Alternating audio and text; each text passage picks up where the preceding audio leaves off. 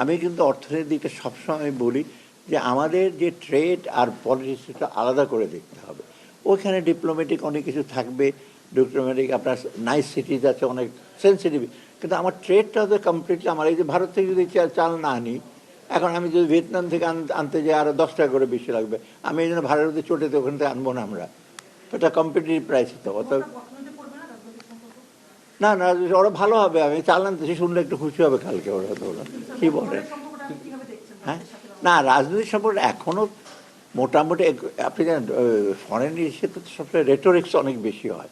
পলিটিশিয়ানরা যেমন রেটোরিক্স করে আপনি জানেন তো, পলিটিশিয়ানদের কথা কথা বলে বাসায় গিয়ে আমাকে যার বলছি তো বলার জন্য বলছি, তো সেরকম রেটোরিক্স হচ্ছে। তবে আমি বিশ্বাস করি যে এটা একটা খুব একেবারে ইস্যুতে যাবে না, আমরা উই আর ট্রাইং।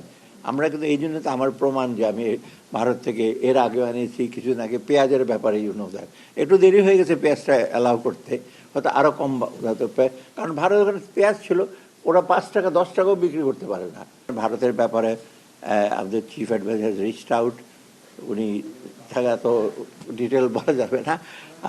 আমি কথা বলেছি নিজে ভারতের হাই কমিশনার রিয়াজ হামিদুল্লাহ, আমি তো চিনি ওকে, সে বললেন না স্যার আমরা উই আর ট্রাইং হার্ড।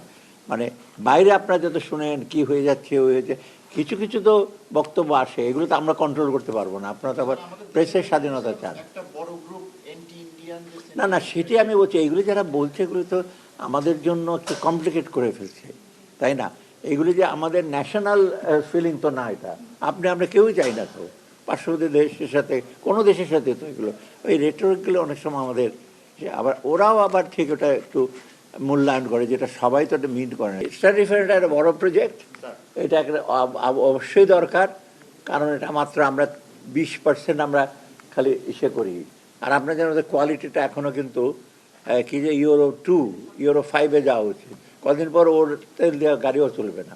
অত এটা আর একটা সুবিধা কি, এটা ফান্ডিং যেটা ইনভেস্টমেন্ট হিসেবে এটা অ্যাসিওর্ড। বাইরে থেকে যেই করে থাকে, আমরা চাচ্ছি না এটা দুইটা দেশে অ্যাপারেন্টলি কোনো তো ঝামেলা নাই আমাদের সাথে, যে ট্রেডের ব্যাপারে বললাম, ইকোনমিকের সাথে বললাম, পলিটিক্যালি শুধু খুব ঝামেলা তা তো না, ওরা তো একেবারে আমাদের পলিটিক্স একেবারে ইন্টারফেয়ার করে, হয়তো কিছু কিছু বক্তব্য রাখে, আমরাও রাখি সেটা। অতএব কেউ যদি করে থাকে এটা একেবারে যে ইসে নাই সেটা আমি জানি না, তবে আমরা চেষ্টা করছি কোনোভাবে যেন নষ্ট হবে একটা নেইবারিং কান্ট্রিকে। আর যেখানে আমরা সবসময় বলছি যে প্রফেসর ইউনূস আমাদের চিফ অ্যাডভাইজার মহোদয় বলেছেন আমরা কিন্তু রিজিওনালিজমে বিশ্বাস করি, সেই জন্য তো ভারত একটা বড় নেইবার, কিছু না ভুটানের সাথে কথা হলো, নেপালের সাথে আমার ভালো সম্পর্ক, আর পাকিস্তানে তো আস্তে আস্তে সম্পর্কটা ইমার্জ করছে।